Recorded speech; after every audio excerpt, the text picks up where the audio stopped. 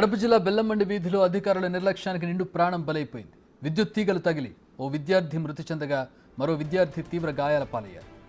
ఓ private పాఠశాలలో 5వ తరగతి చదువుతున్న విద్యార్థులు భోజనానికి వెళ్లి తిరిగి వస్తున్న సమయంలో ఈ ప్రమాదం చోటు చేసుకుంది.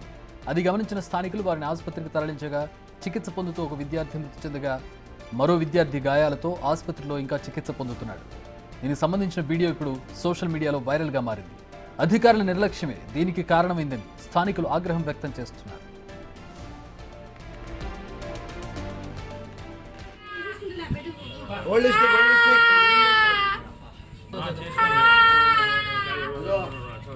అబ్బాయి క్యాన్ లో పెట్టుకున్నారా?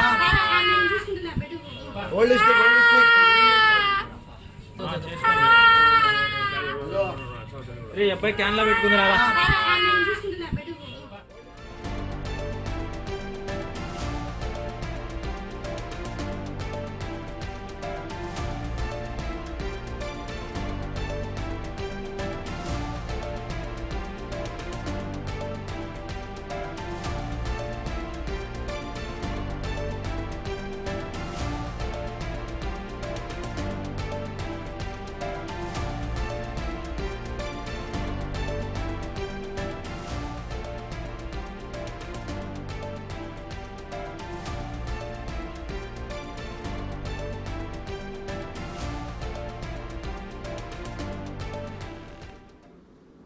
చూస్తుంటేనే గుండె తరుక్కుపోతున్నటువంటి పరిస్థితి. అభంశుభం తెలియని పిల్లలు అధికారుల నిర్లక్ష్యానికి బలైపోయినటువంటి పరిస్థితి. ఒకరు మృతి చెందారు, మరొకరు మృత్యువుతో పోరాడుతున్నారు.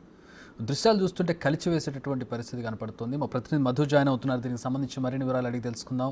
మధు, చాలా దారుణమైనటువంటి నిర్లక్ష్యానికి బాబు బలయ్యాడు, ఇంకొకళ్ళు ఇప్పుడు ఇంకా చికిత్స పొందుతున్నారు.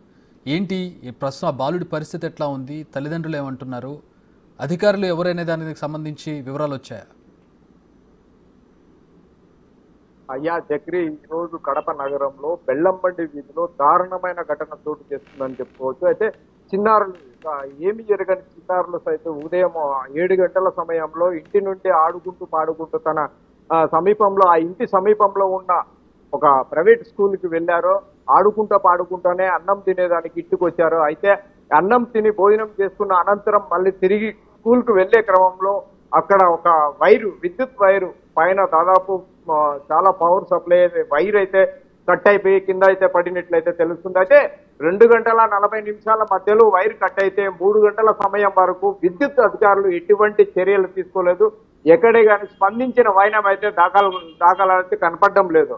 ఏది ఏమైనా కూడా నిండు ఒక పసికందు ప్రాణం అయితే అక్కడికక్కడే పోయినట్లయితే తెలుస్తుంది. మరో పసిబిడ్డకైతే ఒక చెయ్యి దారుణమైన స్థితిలో చెయ్యి కాలిపోయింది. మరోవైపు బాడీ పైన పెద్ద పెద్ద గాయాలు అయితే ఉన్నాయి.